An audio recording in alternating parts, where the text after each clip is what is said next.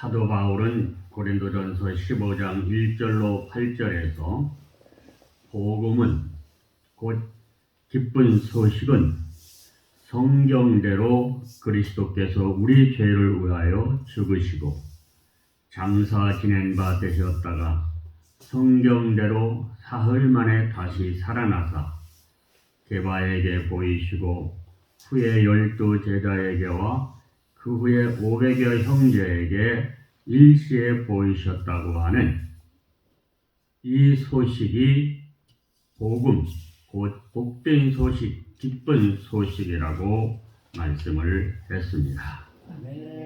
우리는 이 소식을 듣고 믿음으로 구원받은 성도들인 것입니다.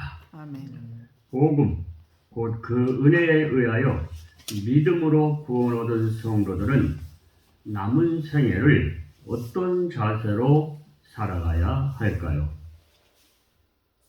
첫째로 경건한 삶을 살아가야 합니다. 경건한 삶이란 예배하는 마음으로 살아가는 것입니다. 오늘 이렇게 우리가 신령과 진정으로 하나님 앞에 예배를 드리는데 바로 이 예배를 드리는 자세로 매일매일 우리의 남은 생애를 하루하루 살아가는 것을 경건한 삶이라고 말씀을 하고 있습니다. 하나님이 다 보고 계신다. 하나님은 우리의 행한 삶을 심판하시는 분이시다. 이런 마음을 갖고 살아가는 것입니다. 그러므로 거짓말하면 안 되지. 다른 사람을 미워하면 안 되지. 모든 것을 참고 이해하려 하고 용서하려 하고 사랑하며 살아야지. 이렇게 생각하고 마음 먹고 살아가려고 기도하는 삶이 경건한 삶입니다. 하나님은 외모로 사람을 취하지 아니하신다고 그랬습니다. 내 내면의 마음가짐, 그 사람의 생각, 선을 행하는 것을 보시고 우리에게 영광과 존귀와 평강을 주신다라고 말씀했습니다. 그 반대로 거짓말하고 속이고 비난하고 수군수군하고 악을 행하는 사람들은 환난과 곤고가 있을 것이라고 하셨습니다. 짧은 나그네 인생길을 살아가는 우리가 언제나 어느 곳에서나 하나님 앞에서 살아가고 있다는 생각과 마음으로 살아갈 때 하나님께서 기뻐하시고 우리의 삶에 풍성함과 행복함을 주실 줄로 믿습니다. 사람에게 보이고 자랑하기 위해서가 아니라 영이신 하나님께서 보고 계시다는 믿음으로 살아갈 때 우리에게 영광과 존귀와 영광을 주시겠다고 말씀하시는 것입니다. 아멘. 나그네 인생길을 마치고 내 영혼이 하늘나라 주님 앞에 가게 될 때도 인도해 주시고 주님 앞에 서게 해 주시고 주님 얼굴을 뵙고 놀라움과 평화와 기쁨을 누리게 해 주실 줄로 믿습니다. 아멘. 이러한 경건한 삶을 살다가 우리는 주님 앞에 가야 될 줄로 믿습니다. 아멘. 기도하는 삶, 모든 일에 조심하는 삶, 선한 일을 하며 착한 일을 하며 살아가는 삶, 하나님을 생각하며 살아가는 삶이 바로 경건한 삶입니다. 우리 자본교회 성도들은 모두 이와 같이 경건한 삶을 살아가는 하나님 나라 백성들인 줄로 믿습니다. 아멘. 두 번째는 십자가를 자랑하며 살아가야 하겠습니다. 지난주 수요일부터 4월 둘째 주 부활주일 전까지 46일이지만 주일 6번은 빼고 40일간을 우리가 기도하며 모든 생활에 있어서 절제하며 선을 행하며 그러한 삶을 우리가 40일간을 살아가는 것을 기독교에서는 사순절기라 그렇게 얘기합니다. 주님이 고난을 당하신 고난의 삶을 묵상하면서 우리가 은혜를 받는, 그리고 주님의 부활을 맞이하는, 부활절을 맞이하는 준비를 하며 살아가는 그러한 기간이 이 사순절입니다. 오늘 아침 재단에 나와 기도할 때 주님의 그 고난 받으심을 잠시 묵상을 했습니다. 주님께서 공생애의 길을 시작하시고 죽으실 때까지 그분의 행하신 일은 다 죽은 자를 살리고 병든 자를 고치고 눈먼 자의 눈을 뜨게 하고 가난한 사람들에게 복음을 전하는 일을 하셨습니다. 그가 행한 일을 볼 때에 그는 선한 일을 하셨던, 착한 일만 하며 사셨던 분입니다. 그런데 그분이 깨달은 진리의 말씀을 증거하는 그 증거 때문에 사람들이, 그 당시에 권력을 가진 권세자들이 예수님을 따르는 많은 사람들을 보고 시기심이 생기고 질투심이 생겨서, 그리고 예수님이 저 갈릴리 나사렛 촌동네 사람이라고 무시를 하고 예수님이 하시는 말씀을 듣고 회개하고 하나님께로 더 가까이 나아가려고 하지는 않고 예수님이 하시는 말씀의 말꼬리를 잡고 예수님이 하시는 말씀을 오해하고 곡해하고, 그리고 예수님께서 자신이 메시아, 구원자이심을, 그리스도이심을 확실하게 증거하니까 신성모독죄라, 지가 사람이면서 어떻게 하나님의 아들이라고 하느냐, 이러면서 예수님을 잡아 죽이려고 했던 것입니다.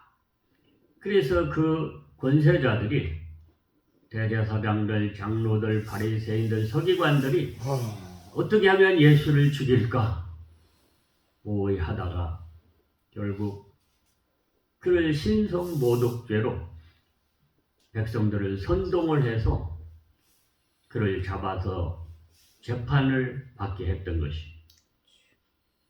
그리고 결국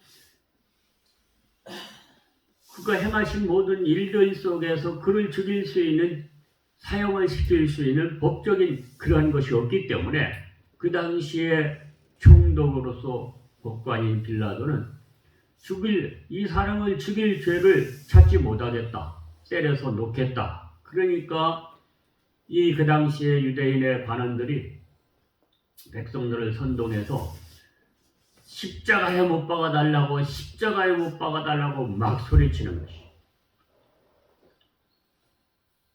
저가 왕이라고 그랬다.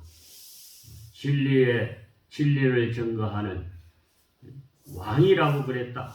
우리에게는 이 세상의 왕 가이사밖에 우리에게는 왕이 없는데 저가 왕이라고 그랬다. 저를 십자가에 못 박으라고 막 소리를 쳤어. 그러니까 빌라도 총독도 자기가 다스리는 그 유대 나라에 폭동이 일어나고 이러면 자기 자리가 위태해지니까 그들의 소원을 들어주는 것이. 그래서 예수님을 십자가에 못 박도록 내어줬어. 그래서 로마의 군병들이 예수님을 잡아다가 가시로 관을 만들어서 머리에 띄우고 옷을 벗기고 채찍으로 치고 그리고 무거운 십자가를 지고 골고다 언덕을 오르게 해서 십자가에 못 박고 높이 달아서 십자가에서 물과 피를 다 흘리고 내가 목마르다, 다 이루었다, 아버지여 내 영혼을 받으소서, 아버지여 저들의 죄를 저들에게 돌리지 말아 주옵소서, 몰라서 저러니이다 하시고 머리를 숙이시고 돌아가셨다고 성경은 증언하고 있습니다. 이렇게 고난받으신 우리 주님을 묵상할 때 우리는 왜 주님이 그 고난을 받으셔야 했는가? 왜 그렇게 죽으셔야 했는가? 이러한 주님의 고난을 묵상하며 은혜를 받게 되는 것입니다. 그렇게 억울하게 십자가형을 받고 죽으셨지만 장사된 지 사흘 만에 하나님께서 저를 죽은 자 가운데서 다시 살리심으로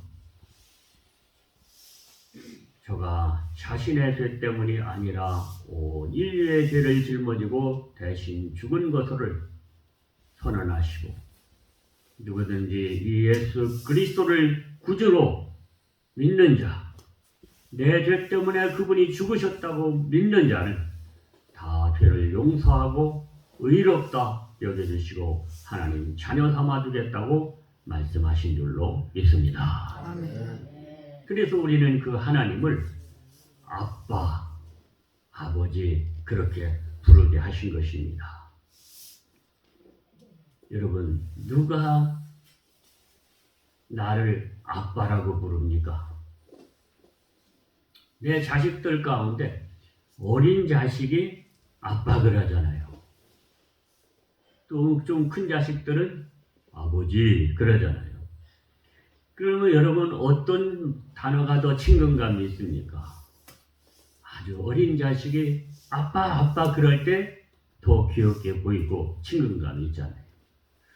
우리가 하나님을 아빠라고 부를 수 있는 성도가 되게 해주신 것을 감사해야 될 줄로 믿습니다. 예. 그래서 하나님은 하늘에 계셔서 심판하시는 무서운 하나님 아버지가 아니라 우리의 아빠이신 것입니다. 그것을 깨닫게 해주시는 분이 성령이신 줄로 믿습니다.